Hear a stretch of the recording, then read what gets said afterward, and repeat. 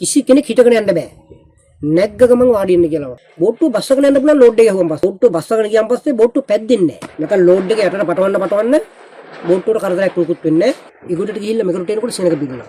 මේකට ගිහිල්ලා ඒකට එනකොට එහෙ සෙනඟ පිරෙනවා.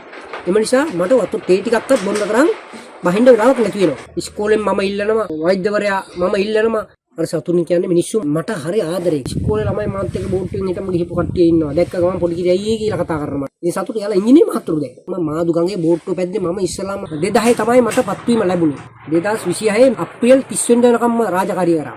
පෙන්ෂන් ගියන් පස්සේ නැවත මට රාජසභාවෙන්ම දැනුවත් කරා මම ඔයා කැමතිද අපෝ නැවත කොන්ත්‍රාත් පදනම යටතේ සේවය කරන්න. මට ශක්තිය තියෙනවනේ. තව මාස 3කට අස්සම් කරලා නැවත කොන්ත්‍රාත් පදනම යටතේ මම බෝට්ටු පදින්න කියලා රාජසභාවට පොරොන්දු වුණා. මට වගකීමක් ඇතුව විශ්වාසයක් ඇතුව තෙල් දීලා තියෙන්නේ. නැත්නම් යහට දිව මෙහාට දිවයි කියලා තෙල් ටික ගිලිවිලා ඉරුණම් බැලගෙන මම පොතේ ලියලා ගිහලා මට කිව්වා වගකීම මගේ අතේ. මොකද හොරෙක් වංචාකාරයෙක් නේ මම.